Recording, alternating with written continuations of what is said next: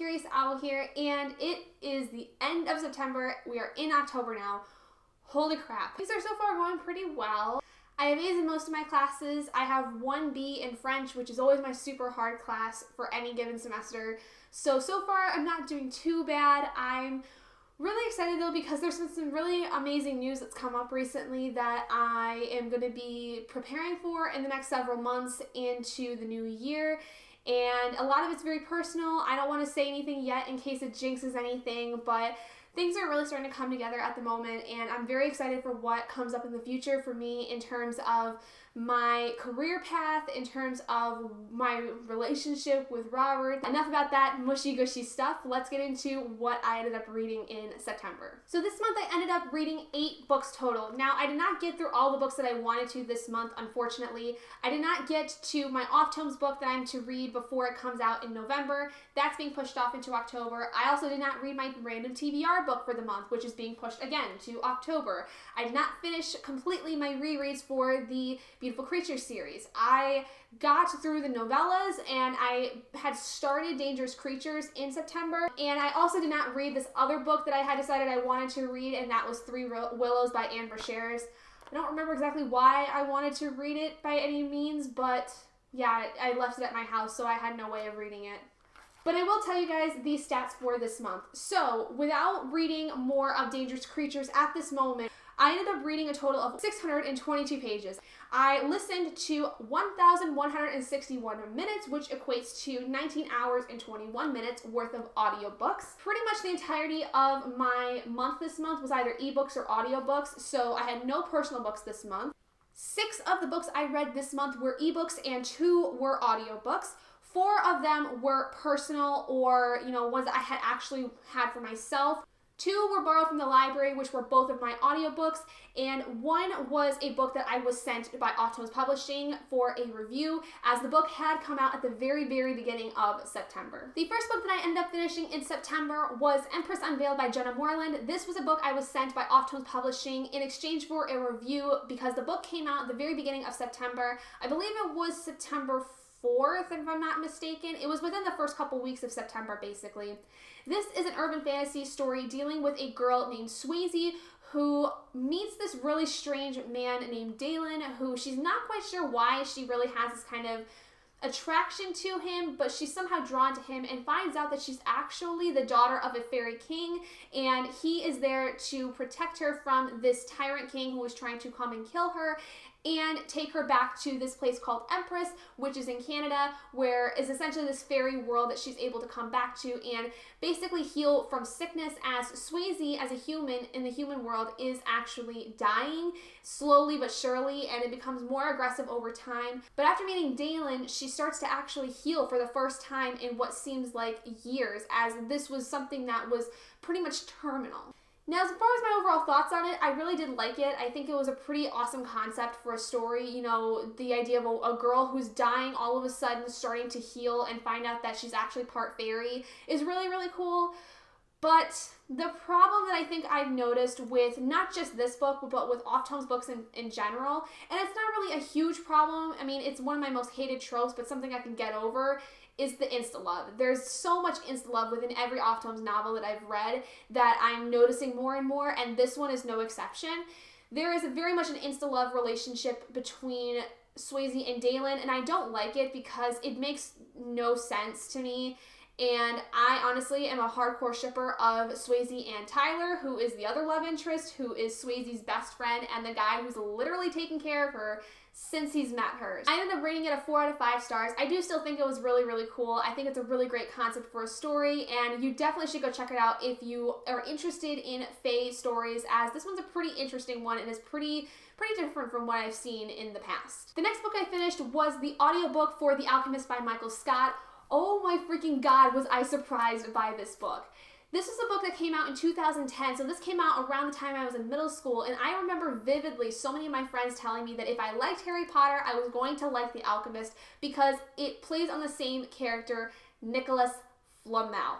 The Nicholas Flamel that we learned about in The Sorcerer's Stone is the exact same character that is in this novel and is a huge part of this novel. He's pretty much like the sole main character other than the twins that are also kind of the main characters of the story. This novel basically centers around the man Nicholas Flamel himself, the man who found out the secrets to immortality and eternal life.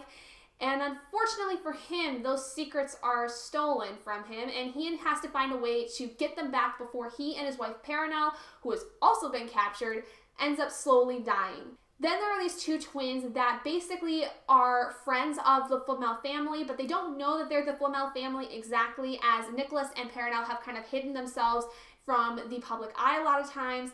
But the twins end up getting caught in this big problem unintentionally, and Nicholas has to kind of take care of them. And he realizes that they actually might be a part of this prophecy that he's known for hundreds of years, that has been around for thousands of years, about the fact that these twins, one could be good, one could be bad, and it's pretty much up to them in terms of figuring out their powers and essentially making the decision of going for good or evil. So obviously Nicholas has to not only take care of them, but help them get to use their powers so that they can decide whether or not they're going to be good and evil and kind of see where things go from there. Holy crap, I loved this book so much. I loved everything about it. It was narrated by Dennis O'Hare, who, if you do not know who he is one of the main guys from the American Horror Story series, which is one of my favorite TV series ever. And I just love Dennis as an actor. He is so great. And he was such a great fit for this story because he truly got down, I think, the character of Nicholas Flamel. Just the entire narration was so satisfying to listen to. It was probably the best aspect of the entire thing. I also just really liked Nicholas as a character. Like, I loved seeing his inner turmoil with taking care of the twins and knowing that he's putting them in danger.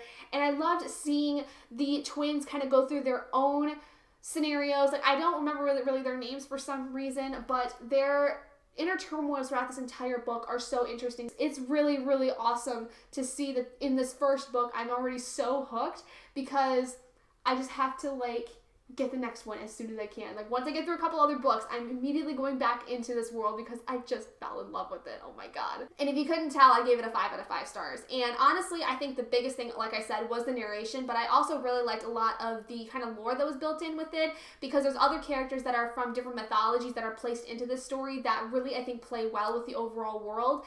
And I think that it really just did a great job of combining so many different characters, but keeping everything really concise and easy to follow, considering the fact that there was so much going on. So the next 6 books starts in on my Beautiful Creatures reread series, which, if you guys watch my big bulk review of those novellas, you guys can, pretty much surmise what my thoughts were of these novellas. I read basically the novella that follows the 4th and final book of the series, which was called Dangerous Dream. Then I read 4 novellas afterwards that were kind of after the series but had jumped back in time, so they're kind of like prequel novellas. A couple of them were better than others, but I really enjoyed most of them. I think that they all had a really great part within this world, and I think that they all really helped to flesh out the Castor world a lot, and the story of Lena and Ethan, and kind of like their parents and their parents' lives, and how everything kind of has come together, and how things kind of like tie into what the main story was about. Some of them weren't as good as I had hoped they would be, but they were still good enough that I thought really they played a huge part within this world. So if you want to go check out those reviews, go ahead and do that. I will leave a link for it down in the description for you guys, and a card up in here as well. Dangerous Dream got a 4 out of 5 stars. The Mortal Heart and The Seer's Spread ended up getting 5 out of 5 stars. Before the Claiming was a 4 out of 5 stars, and the final one, A Gatlin Wedding, was a 5 out of 5 stars as well. And the last book that I ended up finishing in September was my other audiobook, and that was for The Kiss of Deception by Mary E. Pearson, the first novel in the Remnant Chronicles, I think is what it's called. I was pleasantly surprised by this one too. This audiobook I was really surprised by because I did not really seem to like it at first going into the story. I kind of hated the main character a lot because I thought she was very whiny and really was just impulsive in her decisions, because basically the main story is there is this princess who is supposed to get married to this guy she's never met, and she's like screw that, I'm not doing it, and runs away with one of her ladies in waiting to try to escape this possible doom that she's in. And pretty much from there, there are now two people that are going after her. One of them is the prince that she was supposed to marry, as he wants to figure out if this girl is actually anything that she's cropped up to be and if she's actually something worth what she is. And the other is an assassin who's supposed to go and kill her, because there's warring countries within this world, as with many fantasy worlds, and this assassin is supposed to go off and kill her. But there develops a love triangle within this story, and I think that that was the redeeming factor within this novel, because like I said, I really didn't like the beginning of it. I really did not like this main character named Leah. I just really despised her because I thought she was so stupid and impulsive, and she didn't think things through. But the love triangle redeemed itself, and also the fact that she actually did become a redeemable character in my eyes. The further I went through the story, I really realized just not exactly how impulsive she is, but just how awful her life had been in the court system and how she was treated. And she's actually kind of a strong, independent woman who don't need no man telling her what to do with her life. And I really appreciated her a lot more as I read through the story. The love triangle then also between the prince and the assassin and Leah was really interesting because there's a lot of conflict in both sides. The prince obviously having to keep his identity from Leah and having to not tell her anything about the fact that he's a prince, because she absolutely despises the prince because of the fact that he supposedly went along with this marriage when in reality the prince wanted nothing to do with it, but he was too afraid to stand up to his dad. And then the assassin, the confliction of having to kill her, but slowly falling in love with her, as she's actually a really interesting girl and really amazing to see blossom throughout this entire story. Another thing about it is that the world itself is really dense. There is a lot that is going on with this world that you learn about, but it's not info dumpy, which is really nice. And it's just so interesting, and I just want to know more about this world and kind of how it came to be, as a lot of the novel is centered around Leah finding out about the reasoning why she was being treated the way she was within her court system. And it's quite interesting, I'll have to say. It's quite a dilemma for her.